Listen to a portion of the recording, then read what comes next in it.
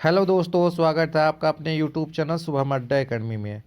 दोस्तों, आज फिर हम आपके लिए लेके आ गए हैं स्टैटिक जीके की क्लास। बहुत ही महत्वपूर्ण क्लास है आप सबके लिए। आपका एग्ज़ाम एकदम नज़दीक है, तो एग्ज़ाम में जाने से पहले ये क्लास ज़रूर देख कर जाइए। चलिए क्वेश्चन शुरू करते हैं। मिड डे मील योजना किस वर्ष शुरू की गई थी? तो 1995 ईस्वी में मिड डे मील योजना शुरू की गई थी। मिड डे मील योजना के तहत 1 से 5 तक के जो बच्चे होते हैं उनको सरकारी स्कूल में दोपहर में भोजन दिया जाता है। पहले ये जब शुरुआत किया गया था 1 से 8 तक के बच्चों को भी भोजन दिया जाता था, लेकिन बाद में इसे 1 से 5 तक कर दिया गया। चलिए अगला क्वेश्चन देखते हैं। बांग्लादेश का राष्ट्रगान कौन सा है और इसे किसने लिखा है? तो बांग्लादेश का राष्ट्रगान अमार सोनार बांग्ला है। अमार सोनार बांग्ला, जिसे रविन्द्रनाथ टैगोर जी ने लिखा है। ठीक है। अगला क्वेश्चन देखते हैं। लोदी वंश का संस्थापक कौन था? तो लोदी वंश का संस्थापक बहलोल लोदी था। कौन था? बहलोल लोदी था। अगला क्वेश्चन देखते हैं। किस संविधान संशोधन को मिनी कॉन्स्टिट्यूशन कहते हैं? तो 42वां संविधान संशोधन को मिनी कॉन्स्टिट्यूशन कहते हैं। कौन सा? मिनी कॉन्स्टिट्यूशन, लघु संविधान। चलिए अगला क्वेश्चन देखते हैं। गोताखोर पानी के अंदर सांस लेने के लिए कौन कौन सी गैसों का मिश्रण ले जाते हैं? तो गोताखोर जब पानी के अंदर जाते हैं तो वह ऑक्सीजन और हीलियम गैसों का मिश्रण जो होता है उसको लेके जाते हैं। ठीक है। अगला क्वेश्चन देखते हैं। होम्योपैथी का संस्थापक कौन है? तो जो हनी मैन है ये होम्योपैथी के संस्थापक हैं। अगला क्वेश्चन देखते हैं। फलों को पकाने में कौन सी गैस का उपयोग किया जाता है? तो वह किया जाता है एथिलीन का। किसका? एथिलीन का प्रयोग किया जाता है फल को पकाने में। कच्चा फल जो होता है उसको पकाने में। अगला क्वेश्चन देखते हैं। भारतीय राष्ट्रीय कैलेंडर का पहला माह कौन सा होता है? तो पहला माह चैत्र होता है। लेकिन देखिए जनवरी आने वाली है, बहुत सारे लोग नया साल मनाएंगे। ये अंग्रेजों का साल था। अंग्रेजों में जब पहला साल होता है उनका 1 जनवरी को मनाया जाता है, लेकिन हम हिंदुओं में चैत्र मास जो होता है यह हमारा पहला महीना मनाया जाता है। ठीक है। साल का पहला माह चैत्र होता है हिंदुओं में। चलिए अगला देखते हैं। पंडित हरिप्रसाद चौरसिया कौन सा वाद्य यंत्र बजाते हैं? तो ये बजाते हैं बांसुरी। कौन सा बजाते हैं? बांसुरी। अगला क्वेश्चन देखते हैं। भारत का प्रधानमंत्री बनने के लिए कम से कम कितनी आयु होना चाहिए? तो कम से कम 25 वर्ष आयु होना चाहिए भारत का अगर प्रधानमंत्री बनते हैं तो। अगला देखिए। सांची के स्तूप का निर्माण किसने करवाया था? तो सांची के स्तूप का निर्माण अशोक ने करवाया था। किसने करवाया था? अशोक ने करवाया था। अगला क्वेश्चन देखते हैं। यक्षगान किस राज्य का लोक नृत्य है? तो ये कर्नाटक राज्य का लोक नृत्य है। कहाँ का? कर्नाटक का। अगला क्वेश्चन देखते हैं।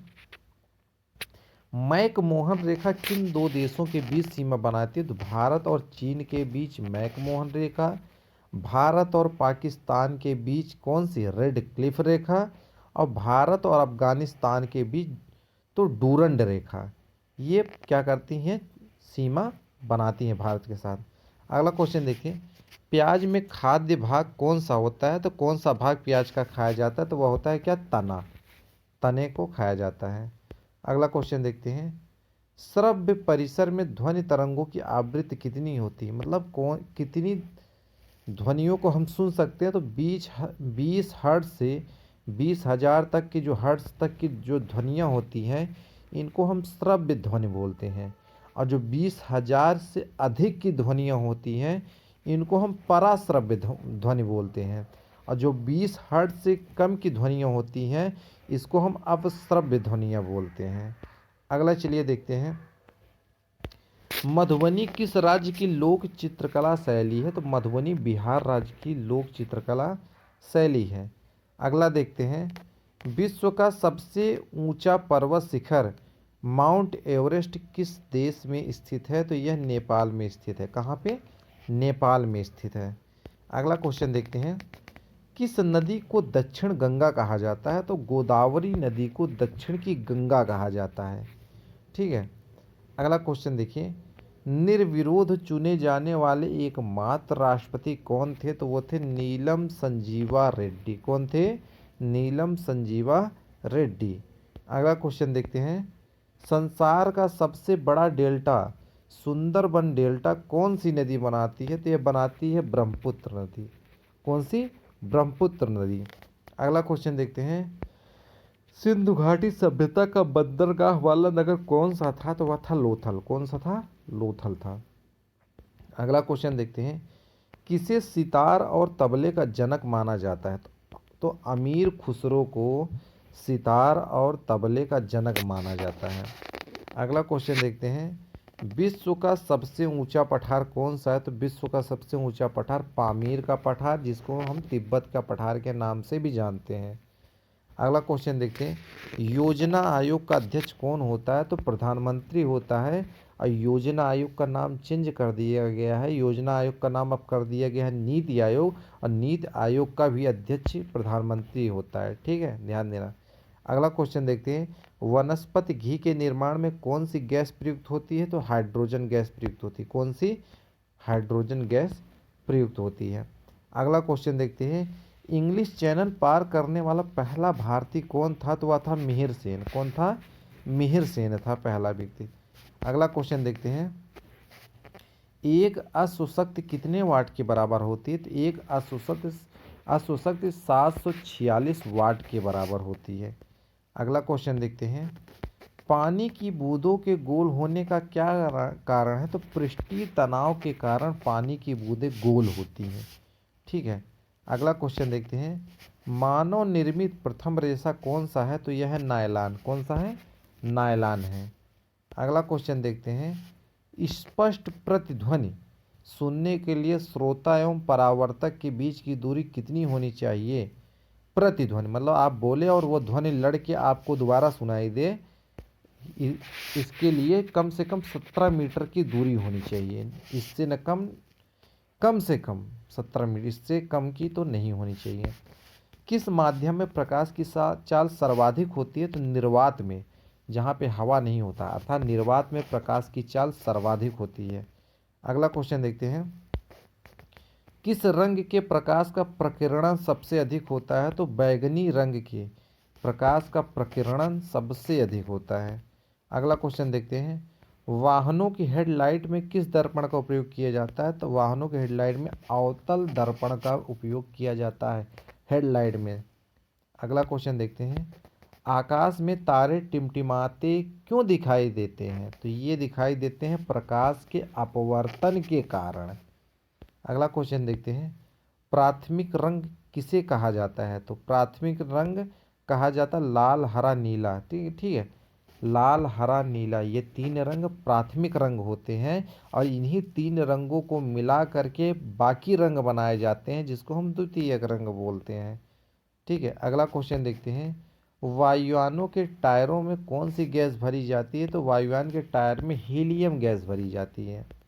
अगला क्वेश्चन देखते हैं, टांका धातु या सोल्डर में किस धातु का मिश्रण होता है? तो टिन व सीसा का मिश्रण होता है। किसका मिश्रण होता है? टिन व सीसा का मिश्रण होता है।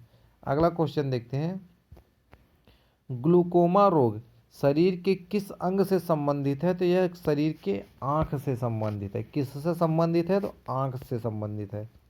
अगला क्वेश्चन देखते हैं, विश्व की पहली महिला अंतरिक्ष यात्री का नाम क्या है? तो ये है वेलेंटाइना तेरेस्कोवा।